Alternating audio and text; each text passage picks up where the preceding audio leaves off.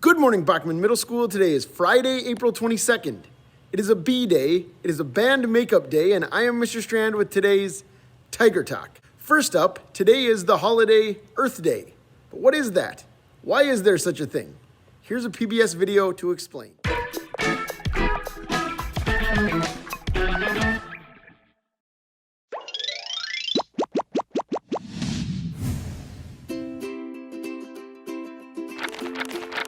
April 22nd is Earth Day. It is an opportunity for every person to cherish and protect our planet.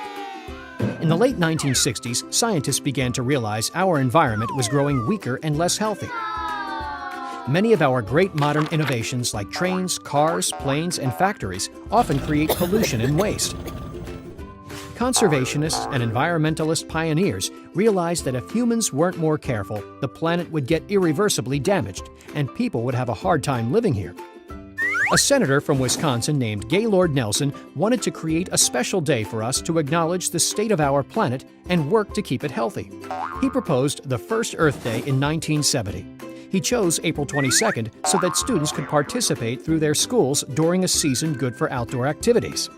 Senator Nelson asked the governors of all 50 states and the mayors of the largest U.S. cities to issue Earth Day proclamations to get people interested. And they were. Earth Day was a huge success. Senator Nelson's idea brought together more than 20 million people nationwide to support one cause, a healthy Earth. The next two Earth Days actually occurred only once a decade, on April 22nd, 1980 and 1990. But since 1990, Earth Day has been celebrated every year and worldwide, with more than 1 billion people planting trees, cleaning up trash, stopping pollution, and encouraging recycling and conservation. Things are looking up for the Earth. Speaking of Earth Day, it also ties into this week's Word of the Week. This week's word is component.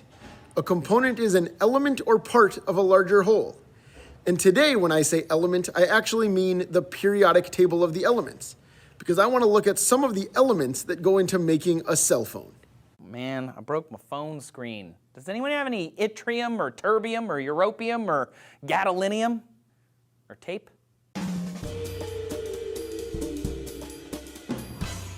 Hey all you screen time junkies, Trace here for D-News. For futurists, technology is the great unifier, and the internet democratizes communication for all of humanity.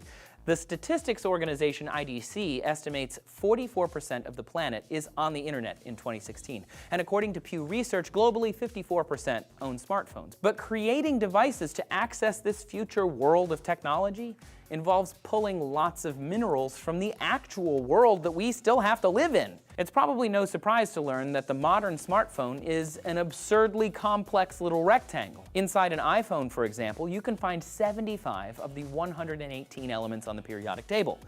That's most of the elements. Did that math for you. For comparison, life needs only about 30 elements to be, well, alive.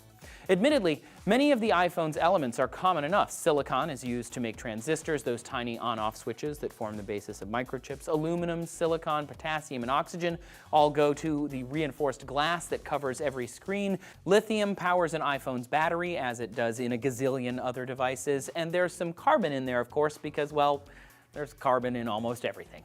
None of that is particularly controversial. The trickier smartphone elements are the ones that are either rare or hard to harvest or both. Gold and tin, for example, are used in electronics wiring. Gold is an excellent conductor, and tin is a critical part of the soldering process. And both are relatively rare elements, which can mean that companies end up doing business with mining outfits in countries with poor environmental and human rights records. This is why minerals like gold, tin, and tantalum are considered conflict minerals. Apple, to its credit, is working hard to source its minerals from less exploitative places. And then there are so-called rare earth minerals, a group of elements that are not actually all that rare. They're just spread around the world in small pockets and are notoriously difficult to mine. They also happen to be crucial to most electronics. These are elements like yttrium, terbium, europium, gadolinium. In iPhones, they help screens display colors, vibrating units vibrate, and speakers speak. Once again, supply is an issue here. Today, more than 90% of rare earth metals are mined in China, and the impact of those operations is not great. China's lax environmental laws have caused millions of residents living near mines to be threatened by radioactive waste and other byproducts of mineral production. So why on earth do companies continue to use these super problematic elements? Why not find an alternative? Well, they may not have much of a choice. A study at Yale University looked at all 62 metals used in the electronics industry and found that many simply had no functional substitutes, meaning we're probably stuck with them. And also meaning that companies can work hard to source materials as responsibly as possible, but at the end of the day, those elements that make up an iPhone are going to come from all over the world. The final wrinkle here, of course, is that all of these metals and minerals are non-renewable resources, and when they are gone, that electronics industry is going to look very different. One good way to ensure that we will continue to have these rare elements that are used as components in cell phones is to donate your old cell phones to a recycling center. You can do this nearby here at the Minnesota Zoo, of all places. They have a donation container that looks like this.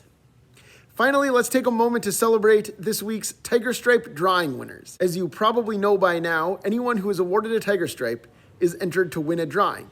Here are the names of this week's winners. Great job, everyone, demonstrating our core values of compassion, integrity, and responsibility. And here is a picture of some of this week's winners. Great job, everyone. And speaking of great job, let's celebrate this week's staff Tiger Stripe winner. 7th grade language arts teacher, Mr. Sleeper, was nominated by student Martin L. Here's Mr. Sleeper with Martin and his entire class. Congratulations, Mr. Sleeper. All right, that's all for today. We'll be back on Monday with more Tiger Talk, but until then, have a great weekend, and don't forget to hug a tree.